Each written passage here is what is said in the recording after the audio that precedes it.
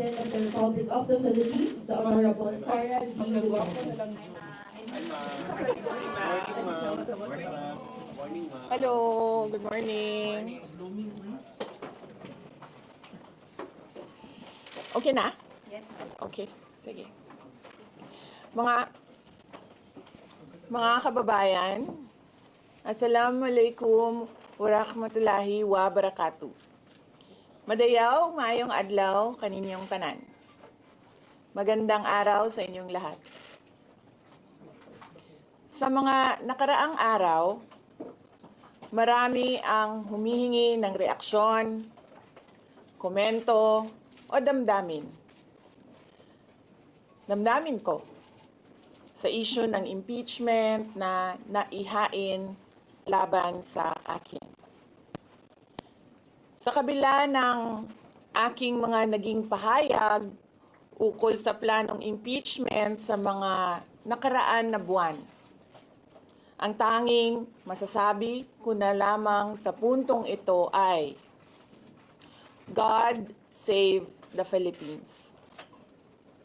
Bukod dito, nais ko na lang ipaabot ang aking taus-pusong pasasalamat sa mga kababayan na patuloy na nagdarasal, sumusuporta, nagtitiwala, at patuloy na nagmamahal sa akin. Manalig kayo dahil sa taong bayan ang tagumpay. Syukran. How are you? Ay, ayoko na. I'm okay. You've seen the list of those who signed, ma'am? Oo. Marami doon, mga inaanak, mga kumpare, mga nanghiling suporta sa inyo. So, What's your reaction? Sabi kasi, ito lang daw basahin ko. Promise 3 lang. Isa na yun. So, ma'am, how are you preparing for this? We've already started preparing the moment Franz Castro announced the impeachment plans, which was November of 2023. So November of 2023, there were already lawyers doing their work for the impeachment. So, Ma'am? we leave it to the lawyers. Resignation is not an option. Resignation is not an option. Wala pa tayo doon, ma'am. Na masyado pang malayo yung mga ganyan na mga bagay. Nandun pa lang tayo sa pagbabasa ng actually, ma'am, wala pa tayo doon dahil yung mga abogado lang yung nagtatrabaho. Hindi ko talaga alam kung anong ginagawa nila. But I have a meeting with them. Ma'am, The president said he has nothing to do with the impeachment. Do you believe that? I do not want to answer that question. Next. ma'am, confirm po ba na si dating Pangulo Rodrigo Duterte isa sa mga abogado niyo para sa impeachment? I do not want to answer that question. Yes, ma'am. Nakikita niyo po ba na may hahalin tulad ng sitwasyon ngayon ng bansa sa 1984 ni George Orwell? I do not want to answer that question. Last. Na yung mga kaalyado, nanghiling suporta, mga inaanak, mga kumpare, kumari, sila yung mga pumirma sa inyo. Paniwala ko lang, no, if you have to explain or defend your signature in a yes petition for impeachment, then you feel that you have done something wrong. Kasi kung wala ka namang ginawang mali, bakit mo i-defend yung pirma mo? Ma'am, So yun yung paniwala ko. okay. Ma'am, naniniwala po ba kayo na may gumalaw po for the impeachment? May gumalaw po na parang money involved? I do not want to answer that Ma'am, question. Yes. will you be endorsing senators, lalo na po sa PDP slates, especially that may possibility na mag-overlap yung trial sa next Congress? Hindi pa namin napapag-usapan kung ano yung gagawin ko for the upcoming campaign and election. Pero nasabi ko na noon na patuloy yung trabaho namin, and isa sa mga trabaho namin ay gusto namin tumulong sa Commission on Elections in voter education, particularly yung wag mo ibenta yung boto mo, wag gumamit ng dahas during campaign and election day, yung mga ganon. Ma'am, payo niyo na lang po sa ating mga kababayan sa nangyayari po ngayon sa ating bansa. Yes, sabi ko nga kanina sa statement ko sa ating mga kababayan na patuloy na sumusuporta, nagmamahal, nagdarasal, napakahalaga nun, ay manalig lang sila dahil sa taong bayan ang tagumpay. Bibing, anong nag-blooming daw patapos na mo yan? Nganong naakadri sa Manila na taga Davao man ka? Valentine's Day, ako ba sa Ma'am, Yes sir. Ma'am, sabi niyo po late last year pa lang nagpe-prepare na kayo para dito. Pwede po i-brief na kung right now po after i-transmit sa Senate, saan na po yung preparation? May legal team na po ba and nasaan na po? Well, may meeting kami mamayang hapon dahil nag-meeting sila kahapon. Hindi ako sumali. So merong briefing, legal briefing mamaya ang mga lawyers. So I will know more this afternoon. Can you name some of the prominent members of your legal team? Pakikita nyo na yan pagpasok nila ng kanilang entry of appearance. Ma'am, tuloy po ang trabaho kahit may pinaghahandaan po kayong impeachment. Yes sir. Opo. Kakatapos lang po ng planning conference ng Office of the Vice President. So we did it last Tuesday, Wednesday, and Thursday para po sa 2025 and 2026. ma'am, for 2025, may mga maapektuhan ba na programs ng OVP? Yes, nag-announce na kami no na wala kaming wala kaming burial and medical assistance dahil tinanggal yung line na yon sa budget so hindi ka na pwede maglagay ng budget How doon. about the other programs, ma'am? Tutuloy siya. Ma'am, how confident are you that you won't be convicted in the impeachment court? Wala pa tayo, masyadong pang malayo yan, ma'am. Wala pa tayo, hindi pa natin ina-assess. Sa VP part, number one part. Have you talked to Nagtanong ka na ba Yes, but kanina? Sige, ikaw. Ma'am, you said before na you're seriously considering to run for 2028. Now na may impeachment na, are you more decided to run in 2028? Okay. So wala pa tayo dyan. Wala pa tayo dyan. But nasabi ko naman di ba, paulit-ulit kung we are seriously considering that. But it's difficult to decide without numbers. So, kailangan malaman yung surveys and numbers. Sa next year pa yun. Oo. Ma'am, pero ma'am, kung sa tingin niyo ba, ma'am, Sir, nagtanong ka na? Sir, yes, sir. What are you concerned na yung possible consequence that you can be disqualified from public office kung magkaroon na ng conviction? Yes, sir. Oo. Alam ko po yung penalties ng impeachment. And the moment na nag-resign ako sa Department of Education, before ako nag-resign sa Department of Education, pinag-isipan ko na lahat yan.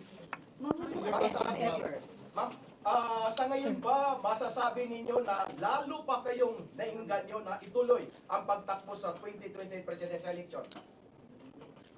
Nasagot ko na ata yung kanina sa question ni Sir na nakaitim. Ma'am, number one in the articles of impeachment was your assassination threat to the president. Do you regret making that statement last week? I did not make an assassination threat to the president.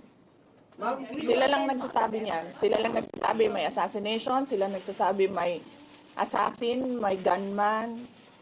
Do not say that. Vice, last time, tinanong ko kayo if confident kayo sa numbers ng House. And sabi nyo, hindi kayo confident. And nagkatotoo nga. Ngayon sa Senate, you said na parang meron kayong confidence sa mga senador. So, ngayon, how do you feel about that? Do you still feel confident with the numbers in the Senate? Sandali, Mama. Kailan ko sinabi yun may confidence ako sa numbers sa Senate? Sit down. Nung Ano exact na sinabi ko? Sorry I cannot remember the exact words that I used. Parang medyo confident kayo with regards sa Senate, sa mga friends and allies nyo. Unlikely ako magsasabi ng ganyan ba? But I need I will answer that next Pero how do you time. feel now sa Senate? Medyo supposedly receive nila yung impeachment complaint the other day, pero nag-close sila kagad because of the last session. Well, that is their prerogative as a body, no? So, we have to respect the Senate kung ano yung desisyon nila. Dahil sila yung mga nandoon sa loob. So far you feel assured about your allies in the Senate? We haven't talked. I have not talked to my friends in the Senate. Wala. Last question. Ma'am, will you appeal Ma'am, sa impeachment mag-message po kayo court? kay Senator Ivy. Bakit? She's going to block daw the impeachment po, ma'am. Sabi daw po niya, she opposed to impeachment daw po. Bakit kaya? Maybe we should ask. Maybe we should ask her first. Bakit niya i-block yung impeachment? Ma'am, how do you feel po? Sabi ni BBM, hindi niya supportado yung impeachment, pero number one na, unang-unang pumirma yung anak niya. He was consulted actually. He consulted. Kasi sabi, ito lang daw basahin ko. Ang daming nagbabantay sa gilid. Nausap niyo na ba yung father niyo after your impeachment? Wala pa. But nagpadala ako ng message through sa kanyang assistant and sinabi ko na, ano ba sinabi ko? Hindi ko maalala. I think I said, everything will be all right. Yun ata ang sinabi ko. What was his reply? His reply was a song. Ano po kanta ba? MacArthur's Park. Oh, okay. So, nagpadala siya ng video na kumakanta siya. Have you read the complaint? Have you read? Hindi ko pa nabasa, ma'am, yung complaint. But I understand lahat ng mga complaints na na-file sa House of Representatives, nabasa na ng mga lawyers. Ma'am, will Ma'am, you any Sa challenges pamilya na pamilya ninyo kay Hindi ko sa dating impeachment. Pangulong Any may challenges po? pakiusap pa Sandali, Sarah. Sandali, Sarah. Ma'am, any challenges po na inaharap natin with regards sa preparation sa impeachment? Ang preparation, challenges sa preparations, but so far wala naman. Wala naman kaming naano lang kami, na-overwhelm kami kasi ang daming mga lawyers na nag-signify na tutulong sila sa defense. So, ngayon ay pinag-uusapan on how to go about it na makuha lahat ng kanilang commitment of support at makatulong din sila sa pag-iisip kung ano yung gagawin sa defense. Nagtanong ka na, ma'am? Wala pa, ma'am. Sige, ma'am. At least who will lead the defense?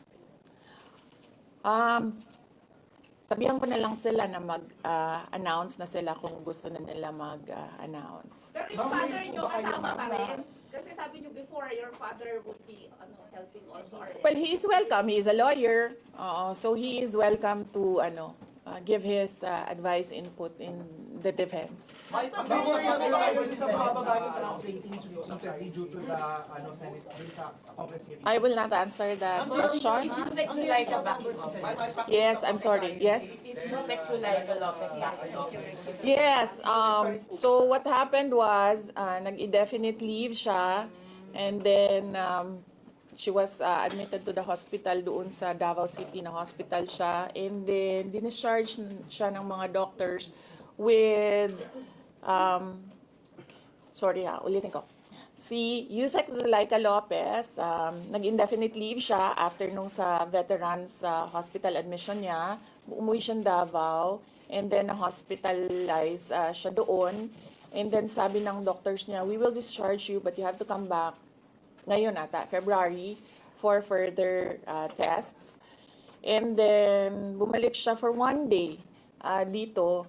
Noong January, bumalik siya for 1 day dito sa Office of the Vice President, and she said na mag-leave siya for 2 months.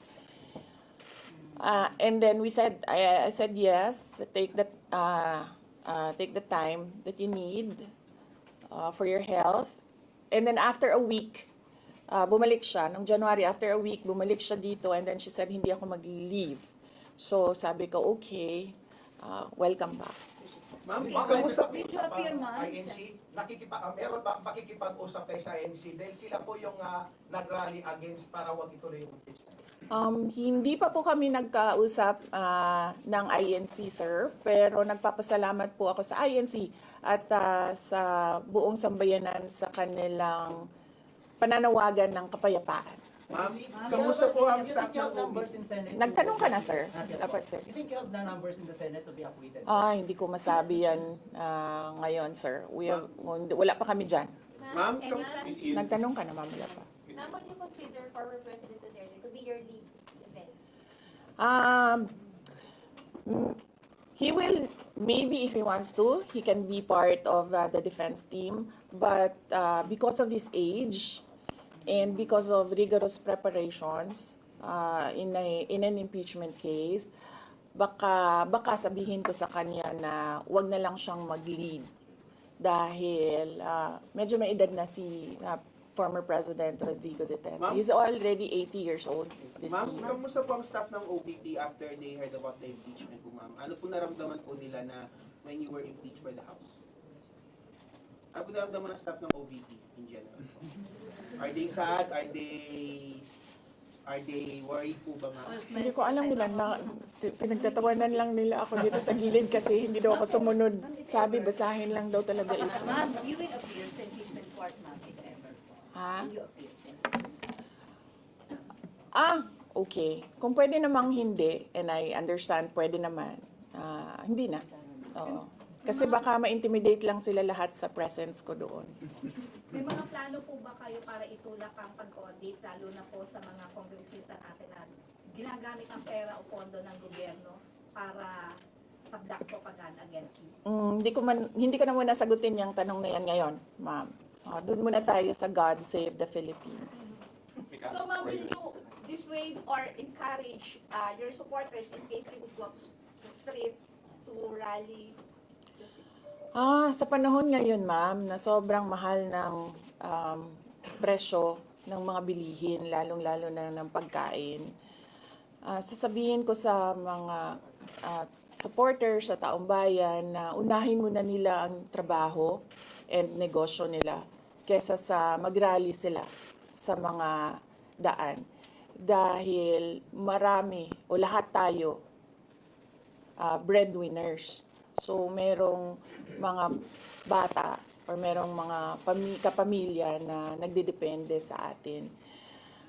At tayo naman ang social media capital ng buong mundo. Kung gusto talaga nilang magsalita at tumulong, doon na lang sila sa social media kung saan nakakatrabaho pa rin sila. Pero nagagawa nila kung ano yung nararamdaman nila na gusto nilang gawin. At yun ay magsalita at marinig sila ng taong bayan at ng mundo. Sabi ninyo, hindi nyo pa masabi if you have enough numbers in the Senate for an acquittal. Are you not confident that you have enough allies to avoid a conviction in the Senate acting as an impeachment court? Hindi ko pa naisip yan, sir. I've not counted numbers of votes in the Senate, so we are not there yet. We are still, the legal team is still in the preparation of the defense and what we will do moving forward. Ma'am, do you feel betrayed? Maraming mga congressmen from Mindanao voted yes. 70%. Sorry for I mean, how do you feel about it? Do I feel betrayed? How do you feel ang daming taga Mindanao na congressmen? Actually, ma'am, wala akong feelings. Wala akong feelings about it. Kasi, kung napapansin nyo, wala naman kasi talaga akong barkada na politiko. I don't join their circles. But we are friends. Yes. But kung ninong at ninang lang ng mga anak, walang ninong at ninang na politiko ang mga anak ko. Oo. Maliban kay Stonefish, dahil nandoon si former President Erap Estrada. So, I don't move in the circle of politicians. Kaibigan, yes. But to say that meron akong close relationship, personal relationship with them, wala naman. Kaya siguro, ganyan din siguro kadali sa kanila ang magdesisyon about the impeachment. Kasi wala naman talagang something that is worthwhile sa aming pagiging magkaibigan. Last question. Ma'am, last on impeachment. Nagkaroon po ba kayo ng prior information na may impeach kayo sa House on their last session day? Or may nag-PM ba sa inyo? Naka-receive po ba kayo or may nag-tip sa inyo? Yes. Oo. Si JC. Si JC. Hindi siya natulog. Sabi ko sa kanya, matulog ka na, JC, kasi ang mangyayari ay mangyayari kaya sera-sera. Diba? Ma'am, comment nyo lang po, ma'am. Alam ko matagal na ito, but the QC Prosecutor's Office ibinasura yung patong-patong na kaso against you. Yes. What was your initial reaction about that? And second po, any updates sa security details natin, ma'am? Tuloy po ba yung pag-hire po natin ng private security? Okay, hindi ko nasasagutin yan, ha? Dun lang tayo sa God Save the Philippines. Ma'am, Okay. last na lang po ma'am on my end. Ma'am, you said God save the Philippines. Gaano na po kalala ang problema ng Pilipinas ever since na nagkaroon ng issue na ito?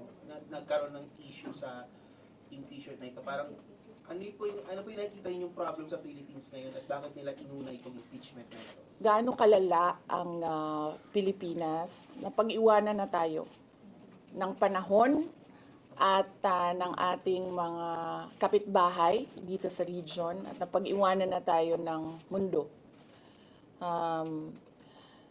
Malala siya since na nagkaroon ako ng understanding. Kasi 1990s, tapos 1990s, magulo. Well, sa amin, magulo, sa Mindanao.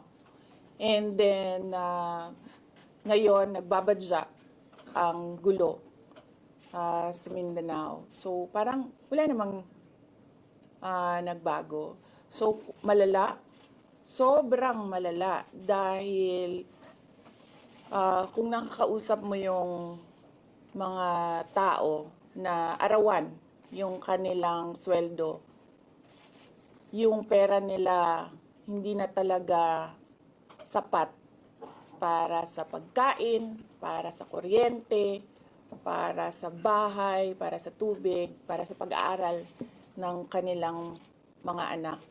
At kung basehan natin yung pag-alis ng mga Pilipino sa sarili nilang bansa ay sobrang malala dahil sobrang dami ng ating mga kababayan ang pumupunta, nakikipagsapalaran sa ibang bansa dahil wala silang makita na pag-asa, wala silang makita na oportunidad dito sa ating bayan. Kaya